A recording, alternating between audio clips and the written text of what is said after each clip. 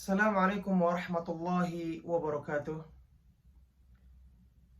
Alhamdulillahi rabbil alamin.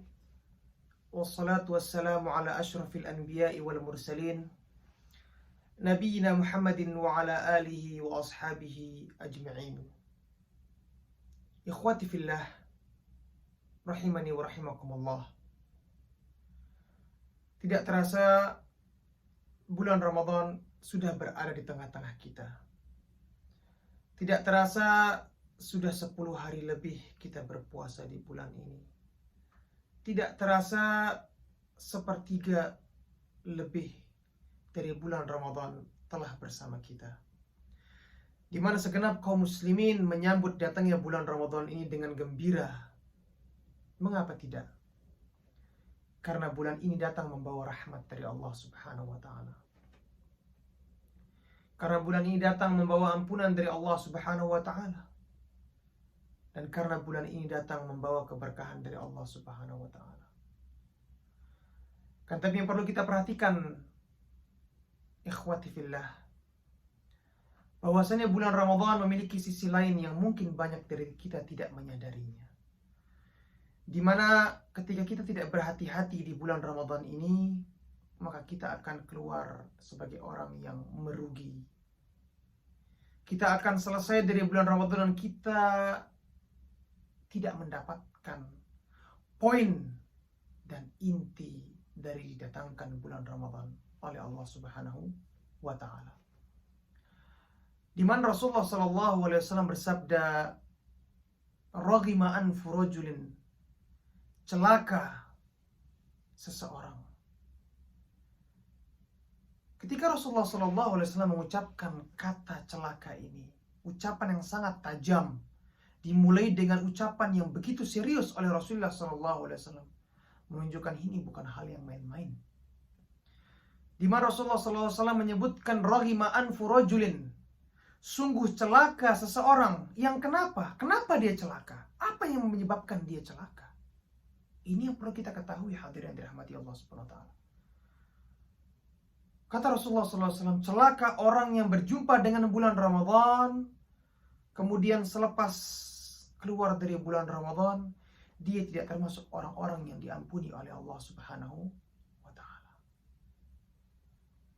Di mana bulan Ramadan merupakan ajang yang seharusnya dia beribadah kepada Allah Subhanahu wa ta'ala, memperbanyak berzikir kepada Allah Subhanahu wa ta'ala, membaca Al-Quran, bersalawat kepada Nabi Muhammad SAW, memperbanyak sedekahnya, menyambung silaturahminya, menambah menuntut ilmu agamanya.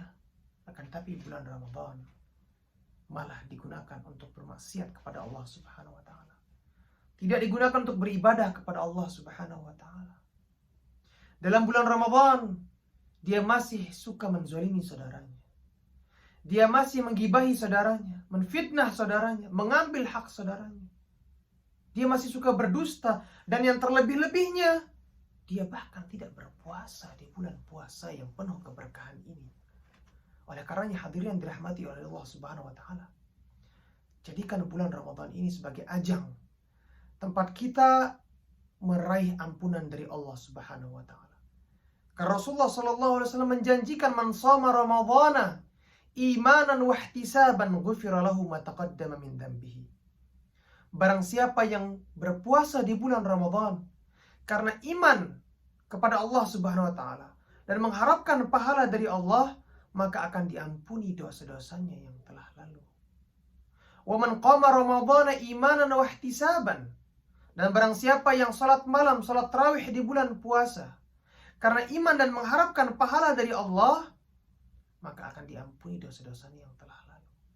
Wa man qama lailatul qadri imanan wa ihtisaban, dan barang siapa yang salat malam di malam Lailatul Qadar karena iman dan mengharapkan pahala dari Allah, ghufira lahu ma taqaddama min dhanbi, akan diampuni dosa-dosanya yang telah lalu oleh Allah Subhanahu wa ta'ala.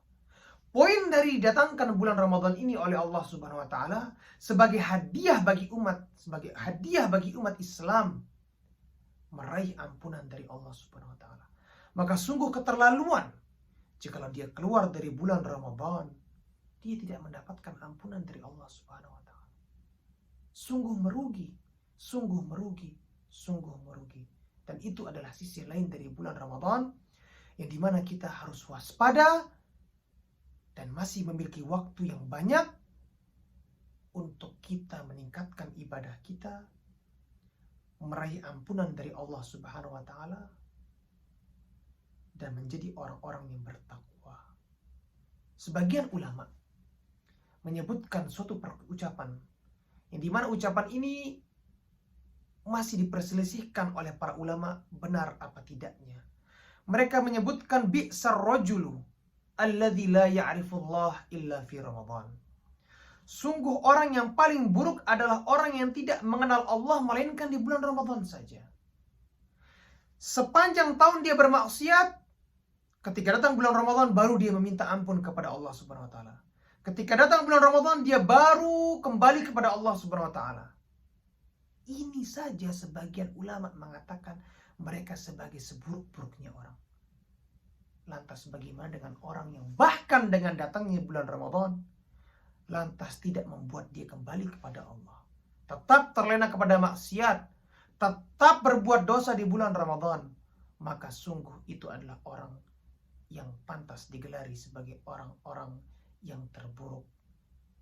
Mudah-mudahan Allah Subhanahu wa Ta'ala menjadikan kita orang-orang yang mendapatkan ampunannya di bulan Ramadan ini, dan mudah-mudahan kita keluar di bulan Ramadan mendapatkan gelar sebagai orang-orang yang bertakwa, dan kita dimasukkan oleh Allah ke dalam surganya. Saya tutup sampai di sini. Subhanakallahumma bihamdika asyhadu an la ilaha illa anta astaghfiruka wa atubu ilaik. Assalamualaikum warahmatullahi wabarakatuh.